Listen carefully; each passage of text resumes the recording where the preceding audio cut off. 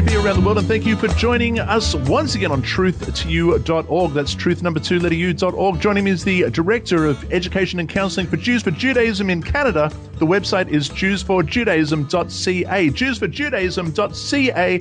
Welcome back to the program, Rabbi Michael Skobac. Shalom, Jono, and just great to be here with you again. Always wonderful to have you on the program, my friend. We are continuing to investigate the alleged 365 Messianic prophecies in the Tanakh that Jesus supposedly fulfilled in the New Testament, and we're getting nearer to the end. We are up to the book of Zechariah. How about that? I can just taste the end now. We can start to see the light at the end of the tunnel. But we are now there's a lot in the book of Zechariah. We're going to be working our way through it, dear listeners. It may take us 2, 3, possibly even 4 programs, but we are going to work our way through. Now, it begins with Zechariah chapter 2, verse 10 to 13. It says, "Sing and rejoice, O daughter of Zion, for behold, I am coming and I will dwell in your midst, says the Lord. Many nations shall be joined to the Lord in that day, and they shall become my people, and I will dwell in your midst. Then you'll know that the Lord of hosts has sent me to you. And the Lord will take possession of Judah and his inheritance in the Holy Land, and will again choose Jerusalem. Be silent, all flesh, before the Lord, for he is aroused from his holy habitation." Now, the corresponding verse according to the list in the New Testament, Revelation chapter 5, verse 13. "And every creature which is in heaven and on the earth and under the earth, and such as are in the sea, and all that are in them, I heard saying, blessing and honor and glory and power to him who sits on the throne and to the Lamb forever and ever." Now, I've got a couple from the book of Revelation. It continues on with Revelation chapter 21, verse 24. "And the nations of those who are saved shall walk in its light, and the kings of the earth bring their glory and honor to it." The prophecy fulfilled, Michael, according to the list, the Lamb on the throne, Michael. It sounds like a song by Paul McCartney and Wings. Right. It does. I just thought of that. So, this passage, we could say, is a Messianic prophecy, but it's not about the person of the Messiah. It's really describing what the Messianic age will look like. And just for the listeners that have a Hebrew Bible, a Jewish Bible, it's a different pagintation here. It's in a Hebrew Bible. This passage would be chapter 2 in Zechariah, but verses 14 to 17. Uh-huh. And it's very clear that this is not a prophecy about the person of the Messiah. As a matter of fact, my very hyper-excitable open Bible does not give this a star indicating it's a Messianic prophecy. My English ESV study Bible, my New King James Version study Bible, and many other Christian commentaries just don't see this as a passage in Zechariah about the person of the Messiah. When I went through this one, I looked at it, I really couldn't figure out what the list maker was thinking here, because the passage in Zechariah has nothing at all about a lamb, and nothing at all about a throne. That's a good point. What's that about? Yeah, so, one of the things I'm going to be saying later on tonight, I might as well say it now, is that it's very clear to me that the methodology used in composing this list was that the list maker started off with this image in their mind of Jesus that they believe is the Lamb who sits on the throne. And then they go back to the Hebrew Bible to find some kind of correspondence between what they're starting with, which is, again, the New Testament, and then working their way back to the Hebrew Scriptures.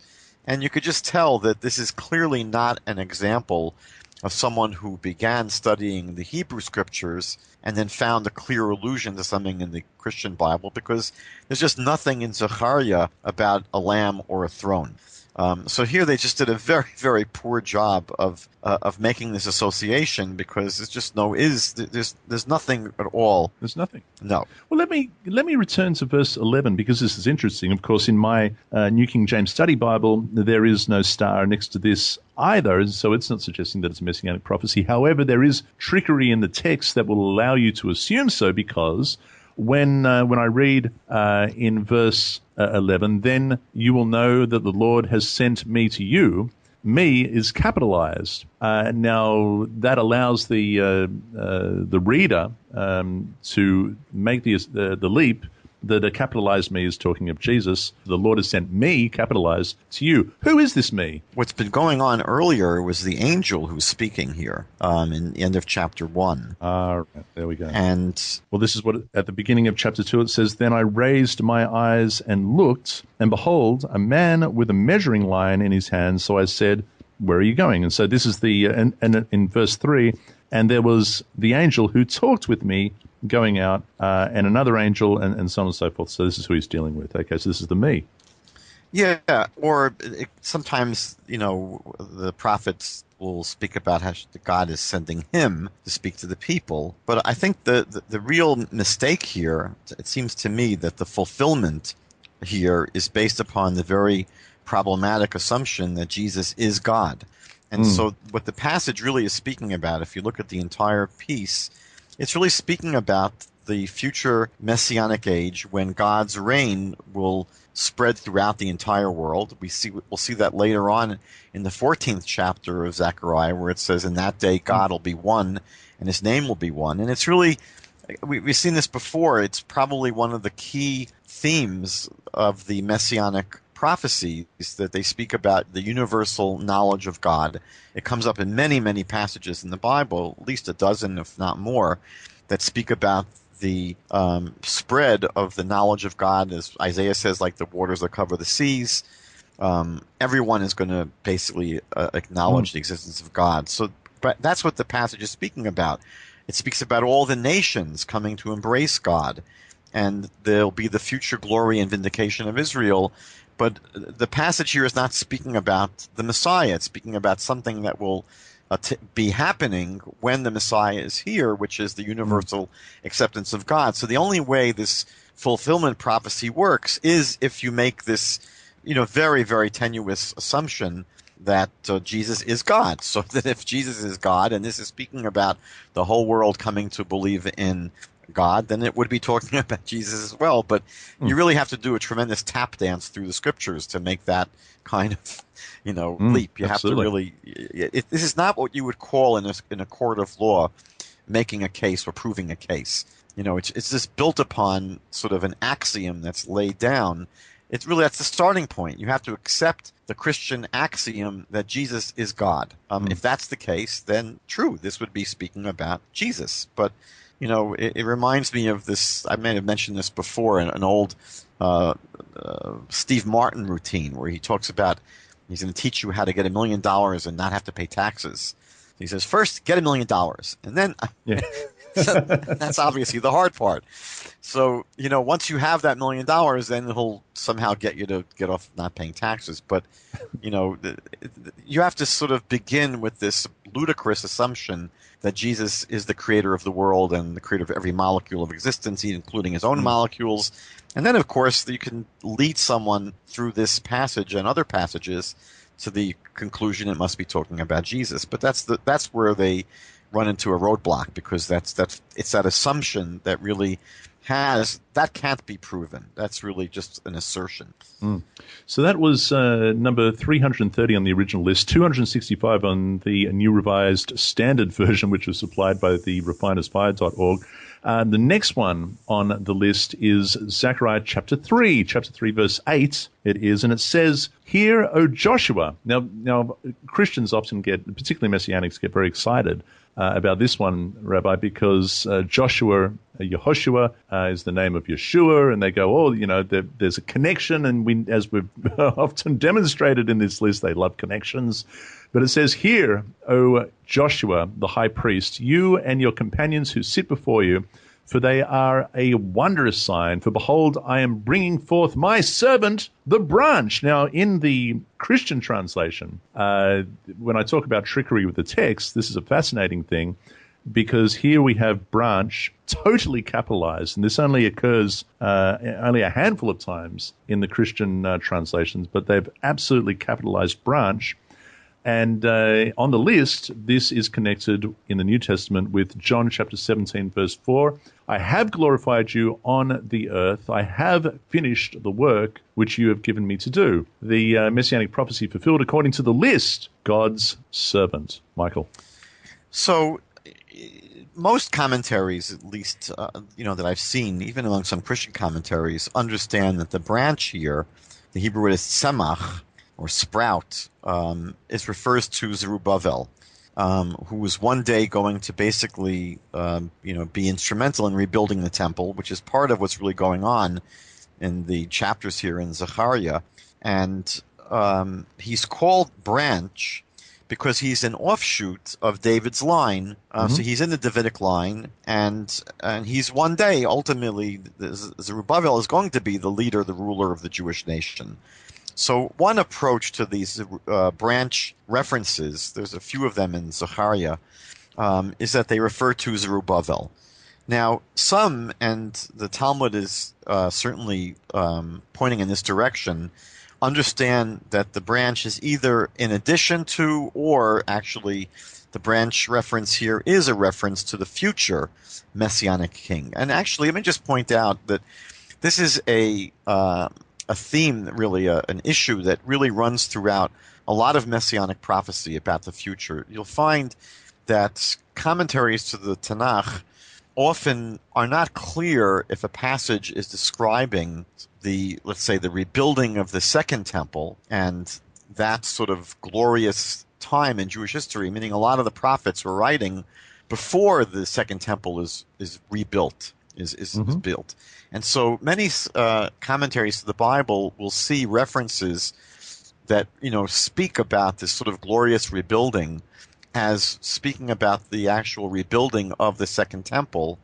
And others will say, no, it's really pointing beyond that to the future where the Third Temple is going to be rebuilt. And so that is not always an easy kind of passage to decipher, because you know that it's talking about the future, it's speaking about the rebuilding and sort of entering into a more ideal kind of existence, but the commentaries sort of get stuck sometimes, and they don't know if it's a more immediate kind of reference or a more future reference. So here, you'll certainly have many, many Jewish commentaries who will agree that the branch here is a reference to the Messianic king, the future Messianic king. And the Talmud explains that one of the reasons is that the Talmud in Sanhedrin 98b says that the name of the future Messiah is going to be Menachem. Menachem means comforter. And the numerical value, if you take the letters in the word Menachem, the name Menachem, it's 138, which is the exact same numerical value as tzemach, as the branch or the sprout. So because sprout and this name that's proposed for the future Messiah is the same numerical value, 138, so they basically say this is a hint that the sprout here is really referring to the future Messiah. At the end of the day, what you would have here, in the best case scenario for the Christian point of view, is that the Bible here is telling us that there's going to be a Messiah. That's all the verse says. And it doesn't identify Jesus as the Messiah. That's one of the ongoing problems that we found, that even when the Tanakh makes reference to the Messiah, it doesn't mean that that's Jesus. I mean, that's, again, a leap. That's an assumption. That's an assertion. There's nothing at all that proves or gives you any reason to assume that Jesus has anything to do with this, with this character, this tzemach, or this Messiah. Okay. So that's basically all we're left with. We're left with a potential, I wouldn't say it's clear at all, a potential reference to the fact that God's servant is the Messiah, and I would say Mazel Tov. That's very possible. And but it doesn't point to, with any kind of clarity, to Jesus. And just to clarify, there's no capitalization in the Hebrew text. No, not at all. So what they are trying to assert, well, it's fairly clear what the Christian translation is trying to assert, but it's just interesting. I mean, really, where do they get off capitalizing a word like this when there is no such resemblance in the Hebrew text? Yeah, any case. There's an old saying in Italian, I don't know the Italian, something like traditore, which means the translator is a traitor. I mean, that every translation is really a commentary. And so the capitalizing of certain words is basically an editorializing. It's not really sticking to the text itself. It's inserting a point of view into the text. We saw that in Daniel chapter 9, where they took the word Mashiach and they capitalized it as Messiah, where normally in even Christian translations, the word Mashiach is simply translated as the word anointed or anointed with the lowercase a. Yeah. And it's an interesting thing, and you encounter that, and we've spoken about this before, but you encounter it before, and that's a good example. We find Mashiach, even in the New King James, they will decide how they want to use it. So they may have anointed with the lowercase a. Other Christian translations may have an anointed in different verses with an uppercase A, a capital A, and some translations, particularly when it comes to the book of Daniel and in chapter 9, it will forget about anointed. Let's go with Messiah and let's capitalize it. But in this case, it's a little bit different. I mean, we capitalize the tetragrammaton in here, Lord. We capitalize it with the word Lord, and Lord is capitalized. However, when we get to brunch, and I'd be interested, I mean, I'm just saying to people, if you've got your Christian translations, have a look and see in Zechariah chapter 3, verse 8, here, the entire word of the word branch is capitalized, and it's just one of those curious things. Nevertheless, the next one on the list, shall we continue? Sure. Well, we jump back in time, Rabbi Skobac, to Psalm chapter 10, verse 4, and we have dealt with this before. Nevertheless, it says, the Lord has sworn and will not relent. You are a priest forever according to the order of Melchizedek. Now, we've done that one, but they're throwing it in for good measure and returning. I think that they're really the source of that on the list really is Zechariah 6, 12 to 13. I think they're using Psalm 110. 110 as just sort of a parallel. They're springboarding from that onto Zechariah chapter 6, verse 12 and 13. And it says, then speak to him, saying, thus says the Lord of hosts, saying, behold, the man whose name is, and again we have a branch entirely capitalized, whose name is the branch, with an exclamation mark, nonetheless. From his place he shall branch out, and he shall build the temple of the Lord. Yes, he shall build the temple of the Lord. He shall bear the glory, and he shall sit and rule on his throne. So he shall be a priest on his throne, and the counsel of peace shall be between them both. Now, the connection in the New Testament, according to the list, book of Hebrews, chapter 5, verse 5 to 6. So also Christ did glorify himself to become the high priest, but it was he who said to him, you are my son, today I have begotten you. As he also says in another place, you are a priest forever according to the order of Melchizedek. Also, Hebrews chapter 8, verse 1. Now, this is the main point. The main point. Let's get to the main point. Now, this is the main point of the things we are saying. We have such a high priest who is seated at the right hand of the throne of the majesty in the heavens. The Messianic prophecy fulfilled is priest and king forever. Michael.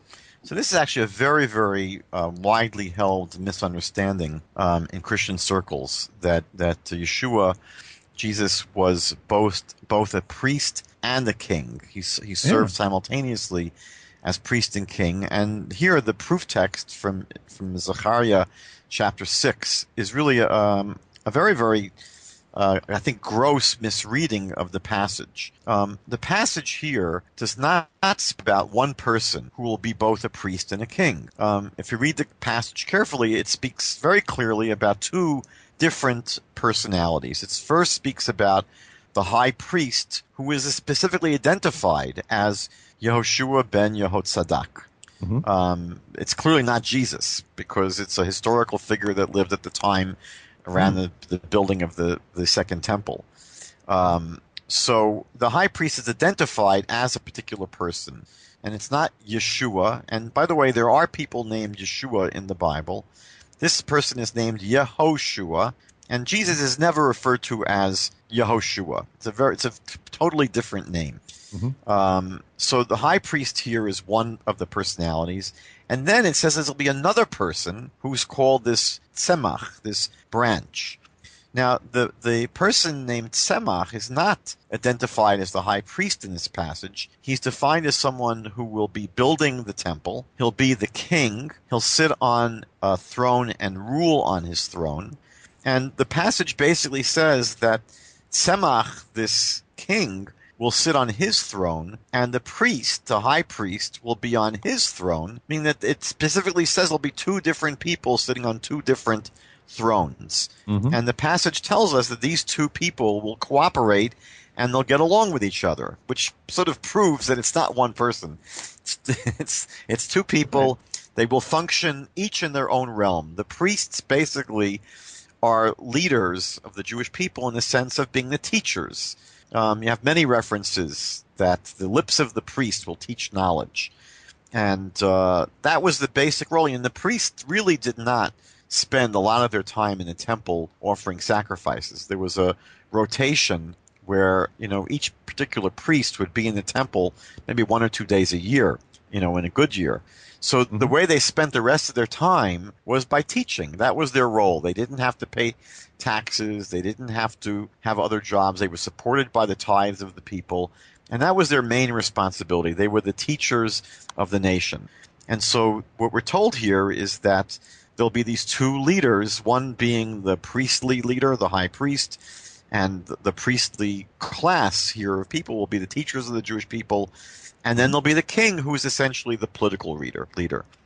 Now, Jesus could not have been an Aaronic priest, meaning he clearly wasn't a priest that the Bible speaks about. You go back to the book of Exodus and you have the whole origins of the priesthood that begin with Aaron and the anointing of Aaron and his sons.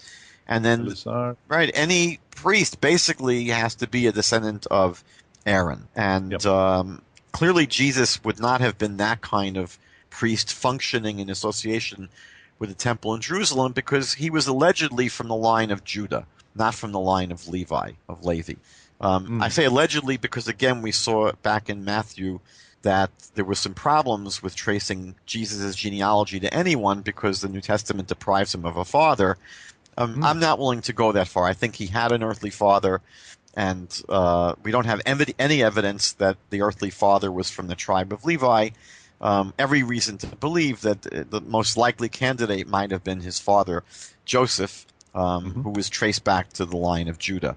Now, Hebrews, I think the verses that you referred to, the book of Hebrews, I think in chapter 5, more or less says as much as this, in that he wasn't from the Levitic priesthood, the normal sort of high priesthood that the Jewish people had, and therefore they associate Jesus with Melchizedek. The problem is that there's no connection between Melchizedek and the temple in Jerusalem. So it's very hard to get Jesus to serve as the high priest of the Jewish people in any normative way through Melchizedek. The only real line of the priesthood for Jews and biblical Judaism is through Aaron and through that lineage. So in terms of this prophecy, Jesus being a priest and a king forever, he certainly was not a priest. And the clearest thing in the world is he wasn't a king. He didn't rule. He didn't build a temple, as this passage says. He didn't sit on a throne, meaning that there was nothing at all that makes Jesus a king. He wasn't anointed as a king. He didn't serve as a king. He didn't rule. He had no political dominion over anything in the world. So this prophecy really falls completely flat. Now, some, again, reading this passage, I mentioned this before, some will say that the Tzemach here, again, is Zerubbabel, which would be perfectly understandable because Zerubbabel was a contemporary of this Yehoshua ben Yehotzadak. So the simplest way of reading the passage is that it's not a future passage about some ultimate thing that happens in the Messianic age, but it's describing something that takes place during the time of Zerubbabel. Or, according to those commentaries who do say it is a reference to the future Messianic age, it is speaking about the future Messianic king who will be anointed, who will sit on a throne, who will actually rule, who will have authority, but it's not Jesus. So that now the second one seems to ring more true to me because, Zerubbabel never, as I understand, never sat on the throne, never ruled as a king. Well, he didn't rule as a king, and that's why you would want to lean towards the second interpretation. But he did have leadership role in the Jewish community. He was a governor, yeah. Yeah, he wasn't like he was just some, guy. He wasn't an anointed No, he wasn't an official king in the sense of a Davidic king. Okay. The next one, for the next, I don't know how many, 1, 2, 3, 4, 5, 6, 7, I don't know. We're going to be jumping back and forth around the verse, Zechariah chapter 9, verse 9. And it does say, "Rejoice greatly, O daughter of Zion. Shout, O daughter of Jerusalem. Behold, your king is coming to you. He is just and having salvation, lowly, and riding on a donkey, a colt, the foal of a donkey." Now, the corresponding verse, this always makes me laugh, Rabbi Skobac. I'm sorry. It is one of the funniest passages. I agree. It's pretty funny. This is Matthew chapter 21, verses 8 to 10. "And a very great multitude spread their clothes on the road, cut down branches from the trees, and spread them on the road. And then the multitudes who went before and those who followed cried out, saying, Hosanna to the Son of David. Blessed is he who comes in the name of the Lord. Hosanna in the highest. And when he had come into Jerusalem, all the city was moved, saying, Who is this?" See, they've cut out my favorite bit. Are we going to get to my favorite bit? Because you know what my favorite bit is. Oh, I suspect I know what you're referring to. We'll get there. We'll get there. We're okay. All right. It's all right. Now, the Messianic prophecy fulfilled is greeted with rejoicing in Jerusalem, Michael. Okay, so, there's going to be a lot of double dipping in Zechariah chapter 9 here. I think they squeeze a half a dozen at least prophecies fulfilled out of this verse.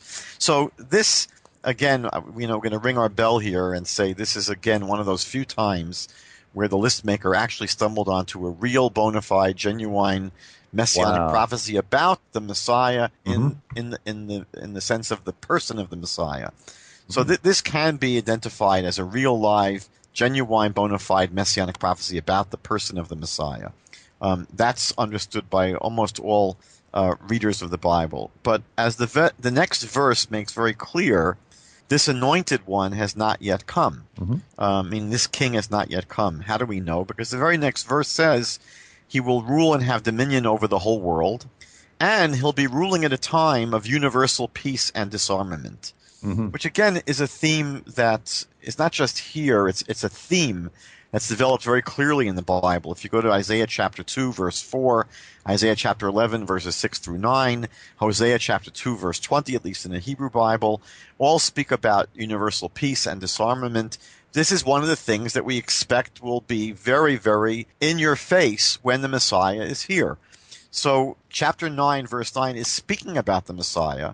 But what's very clear is that this Messiah has yet to appear. It hasn't happened yet. It certainly was not the case in the time of Jesus that he had any authority or dominion over any part of the world.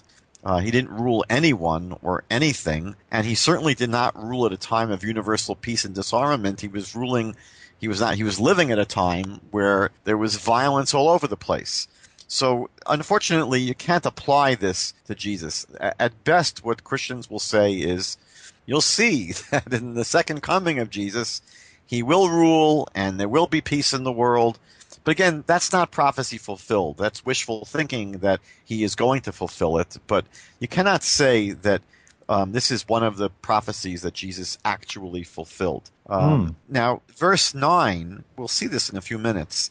It alludes to his being victorious in war, and he'll be an anointed one who'll overpower our enemies. So again, it's pretty clear that just reading this passage in its context, not just parachuting down on verse 9 here, but going a little bit further and looking at the next verses makes it very clear that this is someone that has not yet come on the stage of history. Well, let me just read the next verse because, again, it's I'll start again. 9, verse 9. "Rejoice greatly, O daughter of Zion. Shout, O daughter of Jerusalem. Behold, your king is coming to you. He is just and having salvation, lowly and riding on a donkey, a colt, the foal of a donkey. I will cut off the chariot of Ephraim and the horse from Jerusalem. The battle bow shall be cut off, and he shall speak peace to the nations. His dominion shall be from sea to sea, and from the river, that'll be the Euphrates, to the ends of the earth." And that's verse 10. Now, the next one on the list borrows from there again and corresponds and connects it with John chapter 12, verse 12 to 13. Again, it says the next day, a great multitude that had come to the feast, when they heard that Jesus was coming to Jerusalem, took branches of palm trees and went out to greet him and cried out, Hosanna, blessed is he who comes in the name of the Lord, the King of Israel. So this is John's account of of the same events. And the Messianic prophecy fulfilled according to the list is beheld as king. You can't see me here yawning, but this is sort of like, what do they say, nostalgia ain't what it used to be, and we're just back here at the same thing. Look, the verse says that this one who'll be riding on the donkey will be the king. Not that he'll be beheld as a king. He'll actually be the king. And again, Jesus was never anointed as a king. He never ruled or held any authority. He was never accepted by the Jewish people as a king. So there's no way of connecting Jesus to the king. Now, let me just say one thing in terms of the quotation from John, and it's actually important. You know, for the fact that the people came out and greeted Jesus as the king, that in itself doesn't make someone a king. But in terms of the Messianic process, as Judaism understands it, you know, Maimonides speaks about this actually as, you know, the fact that the Messiah will basically go through two stages. There'll be someone who Maimonides identifies as what you would call the Messiah in potentia, meaning that if you can imagine, you know, the world is not just going to wake up one day and all of a sudden, you know, everything is being transformed overnight and people didn't notice it. I mean, that it's going to be a little bit of a process. And the Messiah didn't come into existence on the day that the world is transformed. He had been around when he comes. He'd been in the world already. You know, it wasn't as if he was just born that day. So Maimonides says is that this great king who will have, you know, there's going to be a time when people will suppose, that might be what we're saying here, beholding someone as a king. You might say that this person who seems very likely to be able to fill the shoes of the Messiah, you might say, I think this person is going to be the Messiah. Rabbi Akiva said that with Bar Kokhba. I mean, that many people, you know, could be identified as what you'd call the Messiah in potentia. In every generation, if the Messiah can come tomorrow, there has to be someone here today that can fill those shoes. So if I wanted to play that game, you know, I could think, you know, through my Rolodex and think who is the person most likely, if the Messiah was going to appear tomorrow, who is it today? And so what Maimonides says is that you could have someone who you think might be the Messiah, right? Meaning that Maimonides says he's someone that has the ball rolling, meaning he is doing the kind of things the Messiah should be doing. He's teaching the Jewish people. He's spreading the knowledge of Torah. He's helping people move back to the land of Israel. He's maybe getting the ball rolling in terms of what you would need to do to rebuild a temple. I mean, he's got things moving in the forward direction. So as opposed to someone who's doing absolutely nothing, you can imagine some Jewish guy that spends his whole day watching video games on a couch, you would never suspect he might be the Messiah. But if you have, like, the generation's greatest Torah scholar, who's also a great, great leader and a brilliant person and wise and righteous, and he's doing all the kinds of things that are moving the Messianic program ahead, so you have a right to say, you know what, I think this person very well might turn out to be the Messiah. You're going to see that, you know, he's going to become the Messiah one day. That's a perfectly normal thing to do. Maimonides says that if this person that you think might be the Messiah ends up pulling everything off and he actually can be the catalyst or the cause of the rebuilding of the temple in Jerusalem, and he can bring about world peace and the gathering of all the Jewish people to the land of Israel, etc., meaning all the things that the Bible describes. You find it in the 37th chapter of Ezekiel, for example. All the things the Bible describes as what the Messiah will do. If this Messiah in potentia accomplishes it, then you know you were right, and he was the Messiah. Right? He is the Messiah. If the person who you suspect might be the Messiah ends up not succeeding, then you know you were wrong. You were wrong. It should be that simple. It is simple. So, you know, so when the people greeted Jesus, at that point, he wasn't the king. He wasn't the Messiah. He hadn't accomplished anything at all. at best, you could say that what the people were doing is they were saying, we're hoping this person that we're seeing here, he is going to be the king. He's going to be the Messiah. And it turns out they were wrong. Meaning that it wouldn't have been a problem. I think it would have been, quite understandable for people. And we know that at the time of Jesus, there were actually at least 4 or 5 people that, had a following as the potential Messiah. It wasn't just Jesus that attracted a small following. Other people, got a small following of people who thought they might be the Messiah. So it's not out of the realm of possibility, that, if Jesus had pulled off what the Messiah was supposed to do, then the people would have been right.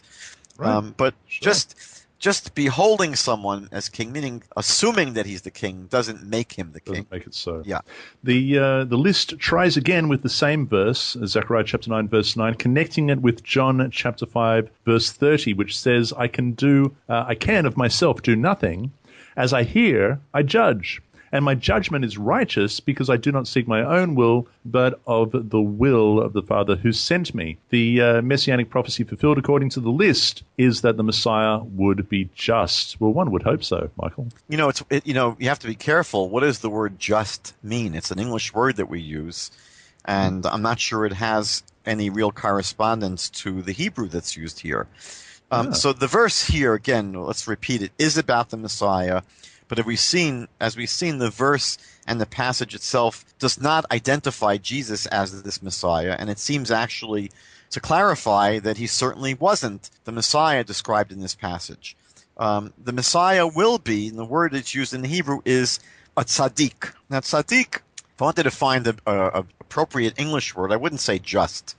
Because just doesn't necessarily mean that much. Tzaddik, would that be righteous? Righteous, right? Yes. That the Hebrew word is tzaddik, which means righteous. Well, where does the word righteous appear in Zechariah chapter 9, verse 9? He is just and having salvation. Right. Okay, now, is that the word, is tzaddik used there? Tzaddik, yeah. So, okay, he's just and having salvation. So we'll get to the salvation part in a minute. Okay. But the just part, I mean, just is not the most inappropriate word, but to me, it doesn't have the same ring as the word righteous. And what Zechariah is telling us is that this king will be someone who is righteous, and therefore we know the Messiah will be a righteous person. The problem from a Christian point of view is there's no proof that Jesus was a tzaddik, was righteous, meaning that, again, it's an assertion, it's an axiom of Christian belief that he was righteous, that he was not just righteous, but he was the most righteous person that ever lived. But again, that's a belief they have. But, to someone who is not beginning with the Christian axioms, not so simple, not so clear. I mean, I don't necessarily see any proof when I read the Gospels that he was a righteous person. He might have been, but again, the fact that someone might have been righteous doesn't mean they are righteous. And the important part here is that even if Jesus was righteous, it doesn't make him the Messiah. I mean, there are many tzaddikim, there are many righteous people, as the Bible writes. That doesn't necessarily make you the Messiah, right? It's just a prerequisite, meaning the Messiah has to be, a college graduate. But just because you're a college graduate doesn't mean you're the Messiah. It's a prerequisite. So a prerequisite for the Messiah is that he'll be righteous. And what's interesting is that, and this is where the translation issue comes up, John chapter 5, verse 30 doesn't prove that Jesus was righteous, a tzaddik. It just says that his judgment was fair. And I think that all you really get from John 5:30 is that he was a just person in the sense, what does just mean? He carried out justice. He was fair, equitable. That's not the same as saying someone is righteous, meaning that you can have a judge, for example, that in his role as a judge is just. He's fair. He doesn't show favorites. That doesn't make him a righteous person. It makes him a just judge who does justice. You can have plenty of judges that are like that, but when they leave the courtroom, they'll kick the dog or they'll curse out their wife. So again, the problem is that the verse is telling us the Messiah will be a tzaddik. And the question is, without prejudging Jesus, was he a tzaddik? And I would say that there's no proof.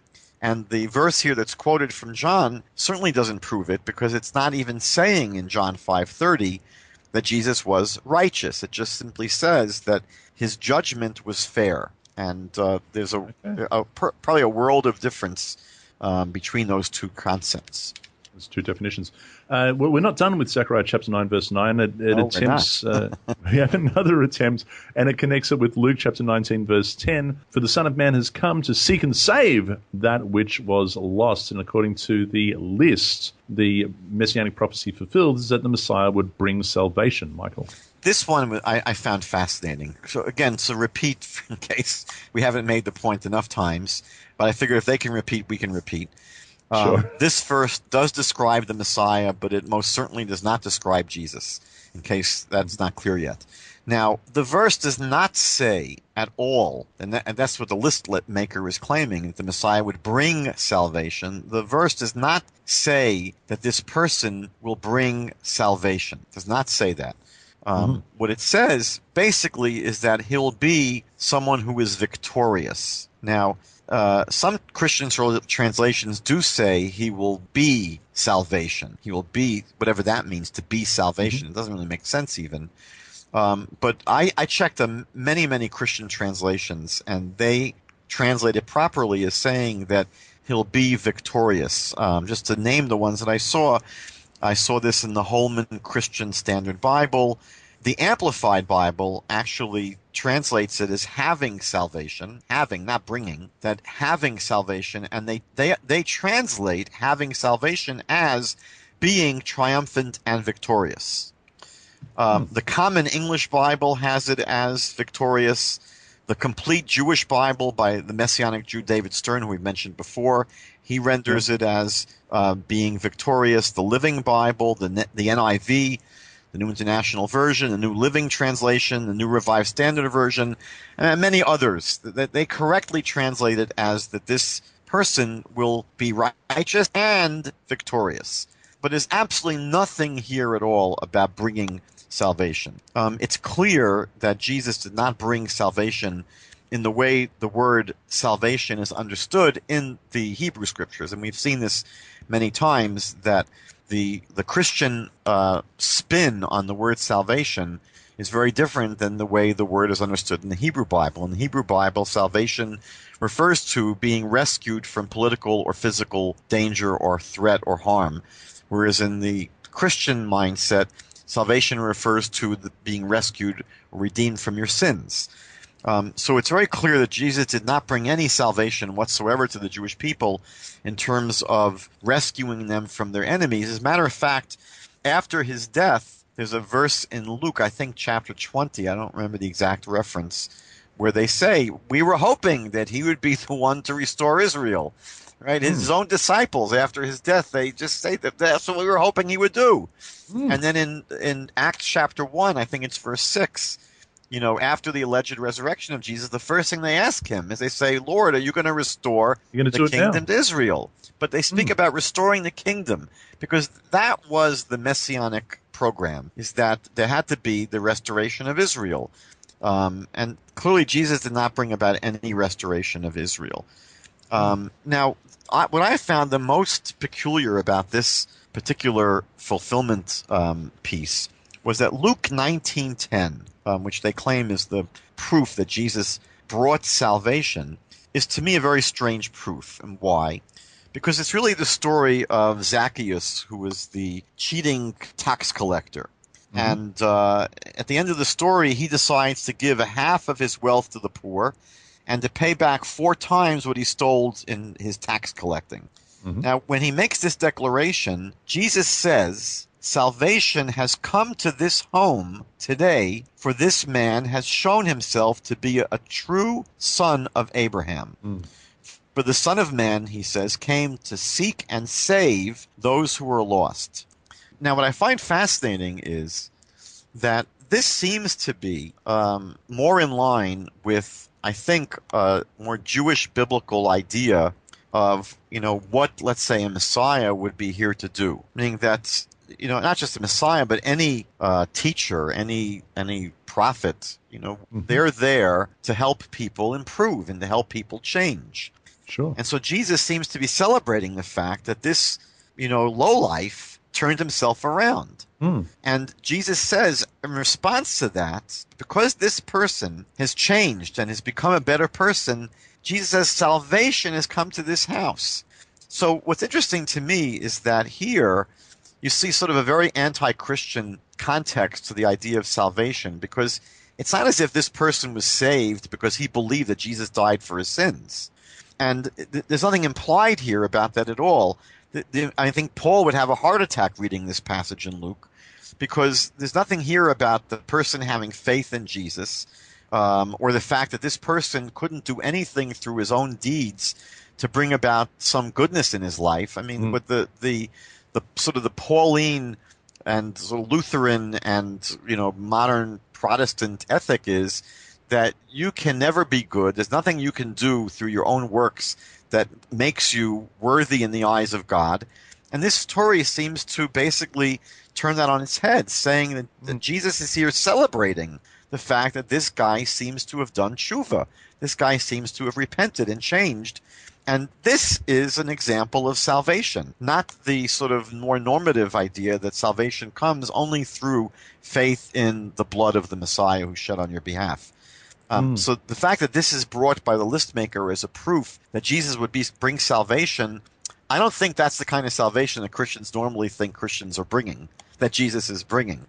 So I find Luke 19:10 a very peculiar reference point. Fair enough. We're still not done with Zechariah chapter 9, verse 9. Oh, no! Now we're taken to Matthew chapter 11, verse 29. Jesus is saying, "Take my yoke upon you and learn from me, for I am gentle and lowly of heart, and you will find rest for your souls." The Messianic prophecy fulfilled, according to the list, is the Messiah would be humble, Michael. I have to say, there's an old Jewish expression, oy vey. Yeah. So I have to say oy vey here. Again, for the 10th time, this is a Messianic prophecy about the Messiah, but the passage in Zechariah makes it very clear that it's not about Jesus, because he did not do any of the things the passage really speaks about. Now, the Messiah, we're told here, will be humble. The Hebrew word really is poor. But I think that the better way of understanding the word poor here, ani, is humble, poor in spirit. And that's true. The Messiah will be someone who's humble. The problem, I think, for Jesus is it's not so clear that he was so humble. Not so clear to me. Meaning that Jesus, we see, was someone who demanded people uncritically accept him. That's not very humble. Meaning that to expect, and that's what you get, especially when you're reading through the Gospels, he seems to expect that just because he says who he thinks he is, that people should just drop everything they're doing in life and follow him without asking any questions. He throws his weight around, threatening and cursing those who don't just drop everything they're doing to follow him uncritically. That doesn't seem to me to be very humble. In Jewish writing, in Jewish literature, truly humble people, like Hillel as an example, didn't demand or expect that people follow their authority. They simply earned their authority, meaning that Jewish leaders didn't really do anything to enforce authority. The only authority they had was because people accepted them as great leaders. They had to sort of earn it charismatically. They weren't able to boss people around or make demands or claim to be, people that should be followed. Matter of fact, as soon as someone would expect that they be followed and claim they should be followed, that sort of just it rules them out. I posted on Facebook a few weeks ago a cute story about a great, brilliant rabbi. I think his name was Yitzchak Charif, Isaac the sharp one. And he was very brilliant. And he once went to the great Hasidic master at his time, the Jose of Lublin. I think it was the seer of Lublin. I believe that's who it was. Maybe wrong. But he complained to this other sage. He said, "You know what? I don't understand. I don't understand why, I'm a tremendously great scholar. So I don't understand why everyone is following you and no one's following me." Because the Jose of Lublin had a huge following. So the Jose says to him, "I'll tell you what." He says, "The problem is you don't understand why people are not following you, and that's why they're not following you. He said, I don't understand why people are following me, and that's why they're following me. So, you know, and the peculiar thing is that the proof that's brought here that Jesus was humble in Matthew 11:29 is a peculiar proof. What's the proof? Jesus says, I'm humble and gentle at heart. Now, the one thing that I know about truly humble people is they don't go around claiming that they're humble. So that's not to me. Now, I want to make something clear. I don't want God, forbid, to cast aspersions on Jesus. He might have been a humble person. He might have been humble in truth. It's just that I don't see any proof of it in the Christian Bible. It might be there. It might be true about him, but there's no proof that he was. And there are things that he does, at least the way he's portrayed in the Gospels, that make me want to at least rethink whether it's the first word I would use to describe him. Because some of what he does, you know, I don't think he claimed to be God, by the way. But, I mean, if he was claiming to be God, that's not very humble. That rules. No, it's not very humble. Now, the next one on the list is the last one of Zechariah chapter 9, verse 9. And it deals primarily, and this is one of my favorites, I think, on the list. It deals primarily with the last part of the verse, lowly and riding on a donkey, a colt, the foal of a donkey. We're talking about one animal here, aren't we, Michael? And it corresponds that to Matthew chapter 21, verses 6 to 9. In fact, I'm going to read, if it's okay, I'm going to go a little bit further than that. I'm going to read from verse 3. In fact, I'm going to read from the beginning of chapter 21. This is what it says. Now, bonus material tonight. Bonus material, no extra charge. Now, when they drew near Jerusalem and came to Bethphage, is that right? Bethphage, something like that. At the Mount of Olives, then Jesus sent 2 disciples, saying to them, go to the village opposite you, and immediately you will find a donkey tied and a colt with her, 2 animals. Loose them and bring them to me. If anyone says anything to you, you shall say, the Lord has need of them, and immediately he will send them. Now, let me stop for a second, because you know what that reminds me of? You know those movies, you know, like the cops and robber movies where the policeman might jump out in the middle of the traffic and wave his arms and make someone stop and commandeer the vehicle, right? With his authority as I don't know if this ever happens in real life, but apparently his authority as a police officer gives him special privileges to be able to stop someone on the road and say, get out of your car, I need this now for law enforcement, I am taking possession of this vehicle, I'm commandeering the vehicle. That seems to be what's happening here. And verse 4, all this was done that it might be fulfilled, which is spoken by the prophet, saying, tell the daughter of Zion, behold, your king is coming to you, lowly and sitting on a donkey, a colt, the foal of a donkey. It goes on to say in verse 6, so the disciples went and did as Jesus commanded. They brought the donkey and the colt. They laid their clothes on them, both the donkey and the colt, and set him on them. Now, the way I understand this, Rabbi, is I like to think that, I mean, you see this in circuses, right? You see a guy riding 2 horses at once, and it's really a very, very clever thing. I mean, not many people would be able to do this. I'm sure a lot of practice, a dangerous practice is involved, taking control of 2 animals at once. He has 1 foot on the saddle of one foot on the saddle of the other, and in he goes. And I have to say that if this is actually what Jesus did, I reckon I'd be cheering as well. Don't you think? Well... It would come on! I mean, certainly turn around to look. I would agree with that. The people are cheering. They're crying out, Hosanna to the Son. I'd be impressed. Anyway, so the corresponding verse. Now, just to be clear, he is riding 2 animals. Yes. And it seems like that he's told the disciples, go and take someone else's property. If anyone says anything to you, say, the Lord has need of those. Thank you very much. And they put their clothes on them. They set him on them. Maybe he's actually kind of saddled both of them somehow, or he's standing. Who knows how this is done? But it's pretty clever. That's all I'm saying. The Messianic prophecy fulfilled, according to the list, presented to Jerusalem riding on a donkey. But Bill, you should have written presented to Jerusalem riding on 2 donkeys, Michael. Okay, this is actually well known, and it's interesting. There's actually numerous problems here. First, let's get to the most important part. The verse does seem to say the Messiah himself may indeed be riding into Jerusalem on a donkey. Of course, again, the really important part to sort of focus on is that riding on a donkey doesn't make someone the Messiah, even if they're right. riding into Jerusalem. Meaning that by focusing on the riding on the donkey, what the list maker is doing is latching on to the least significant part of this passage in Zechariah, meaning that it's totally ignoring, and that's what's so peculiar about this list, is that when you read the passage in Zechariah, what's significant is that this king is going to bring about a world of peace and disarmament. And, that's the hard part. To get on a donkey and ride into Jerusalem, that's sort of child's play.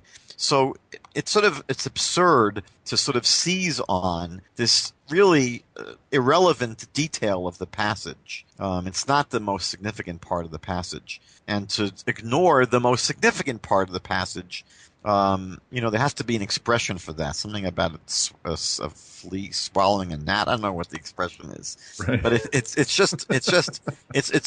a blunder. It's just a blunder in reading Zechariah to focus exclusively on the most insignificant part of the verse and to totally ignore the most critical part of the verse, which is the real rulership that this person's supposed to have, dominion over the world at a time of universal peace and disarmament. So that's the first thing I wanted to say. Now, in terms of this detail, it's actually the error that Matthew makes here is significant, and we'll see why in a minute. First of all, the other Gospels don't have Jesus riding into Jerusalem on two animals. Luke chapter 19, Mark chapter 11, John chapter 12, all have Jesus, thank God, riding into Jerusalem on one animal, which obviously makes the most sense. Okay. Here in Matthew chapter 21, Jesus has them take a donkey and its colt and to bring them together and cover them with one garment over both animals, and Jesus has to do some kind of an acrobat act to ride both animals into Jerusalem.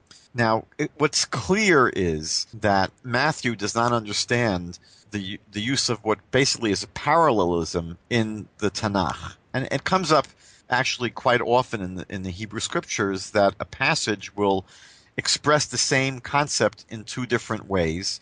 For example, in Genesis 24, it speaks about Rebekah. I think it's verse 16. Rebekah is described as a virgin that had known no man. Now, it's basically saying the exact same thing in two different ways, maybe for emphasis, and that's usually the reason why the Bible will say something like that. When the brothers throw Joseph into a pit, it says that the pit was empty, it had no water in it. Well, obviously, if it was empty, it had no water in it. So you'll find throughout the Bible, they will say basically the same exact thing in two different ways, often for emphasis.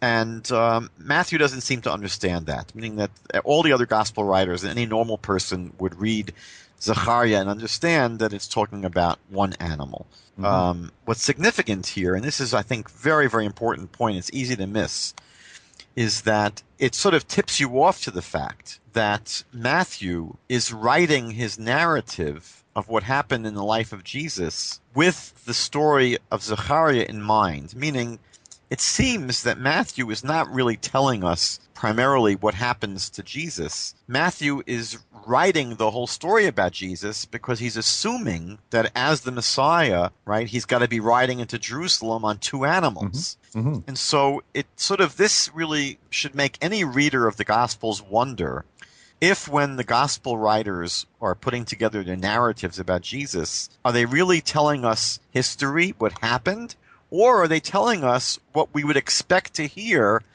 if we know the Hebrew Scriptures and know what the Hebrew Scriptures say about the Messiah?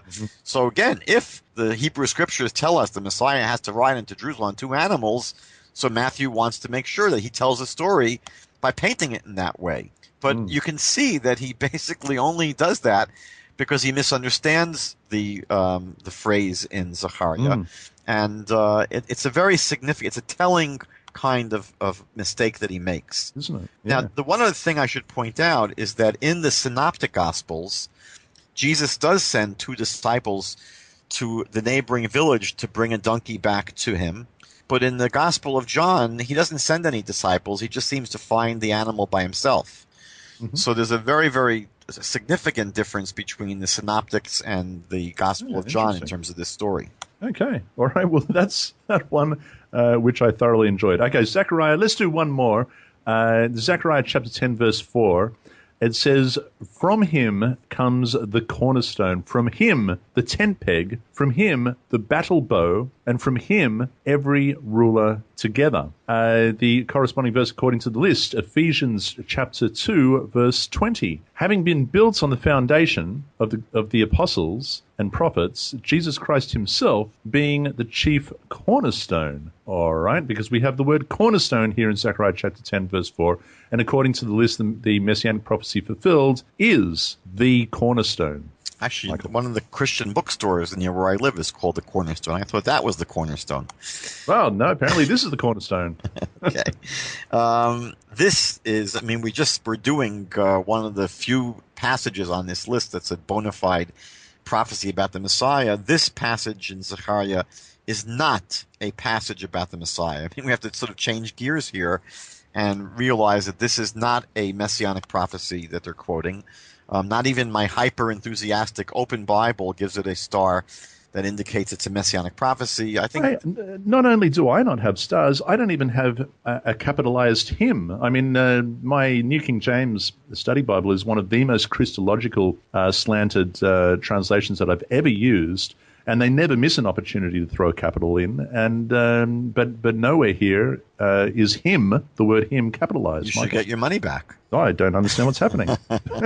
So that's out of the starting gate. Let's just understand that Zechariah 10 here is not about the Messiah. Applying this passage to Jesus, it makes the list maker, it shows they're entirely guilty of ignoring the context of this passage. And that's the only way they can possibly make this mistake, is just simply close their eyes to what's really going on here. Verse 4, which is what's being quoted, uses a number of different expressions to describe the leaders of the Jewish people. So the passage doesn't only speak about a cornerstone, it speaks about a number of other terms that are used to describe leaders of the Jewish people. And in verse 5, it goes on to say that these leaders will trample their enemies in the mud. You read verse 5, I don't have it in front of me, but maybe I can just dig it up very quickly. Sure. What it says here is that they will be like warriors trampling their enemies in the mud of the streets in war. They will wage war, for God will be with them, and the enemy riders of horses will be put to shame. I mean, it's very hard to allegorize that. And it's very, very clear that whatever is being described in verse 4 is going to be one of these leaders that just destroys the enemies in a real live war. It's not a extraterrestrial kind of battle. It's not a metaphysical battle. It's talking about real, down-to-earth fighting, battle, war, enemies, armies, etc. So it just totally has nothing to do with Jesus in any way, shape, or form. What is the proof that is brought here that Jesus is the cornerstone? So in Ephesians chapter 2, verse 20, it simply says that Jesus is the cornerstone. To me, that's not very convincing. Meaning that the Christological argument is saying, the proof is that we're claiming that Jesus is the cornerstone. I would say they have to bring a little bit more in order to be at all convincing. We dealt with this too. I mean, earlier on, we addressed the cornerstone theme. I think it's Psalms. It is. It says sons, but it also appears in Isaiah chapter 28, verse 16. And behold, I lay in Zion a stone for a foundation, a tried stone, a precious cornerstone, a sure foundation. Whoever believes will not act hastily. So I think what's going on, again, I said this before, is that it's very clear to me that the list maker could not have taken the direction of reading the Hebrew Bible and trying to find passages that are speaking about the Messiah. It's very clear that the list maker begins with this already Christological association of Jesus to a cornerstone. And once they have that association in their mind, they're now going back to the Hebrew Bible, and anytime they see the word cornerstone, they get very excited, and it becomes a messianic prophecy. So this item on the list sort of betrays the methodology of the list maker and shows that they're like this person we described in the very first session that we had, and the ground rules, that they basically shot their arrow into the tree, and now they're drawing a target around the arrow. And there's no other way of taking this verse in Zechariah and misreading it as a messianic prophecy about Jesus when it clearly isn't. So what they begin with is their presupposition that Jesus is the cornerstone, whatever that means. It's obviously a symbolic and allegorical, it's a pregnant kind of symbol for them. And so how do you find any indication that the Hebrew Bible predicted that Jesus would be the cornerstone? So there isn't any, but all they need to do is find the word cornerstone. That's it. That's it. That's all they need. They need a similar word, a similar theme, a similar phrase, and that's a connection, and let's just put the two verses together and that'll do. As we have often seen in this list, we are going to kick off next week from Zechariah chapter 11. Okay. Boy, we achieved a lot today. Thank God. And there's a lot there is a lot in Zechariah chapter 11. I don't know if we're going to be able to finish it all, but we shall see how we go. But there's certainly some fireworks ready to go off there. Thank you, my friend, Rabbi Michael Skobac. Rabbi Michael Skobac of JewsForJudaism.ca. That's Jews for Judaism in Canada. And if you haven't been to the website, JewsForJudaism.ca, make a point of going there. There's a link on this post because there's an awful lot of information there. If you liked this program, you're going to love that website. And, of course, the YouTube channel as well. There are links there. So thank you, my friend, for coming back on. It's such a great pleasure to be with you. I look forward to talking to you again next week. And until then, dear listeners, be blessed and be set apart by the truth of our Father's Word. Shalom.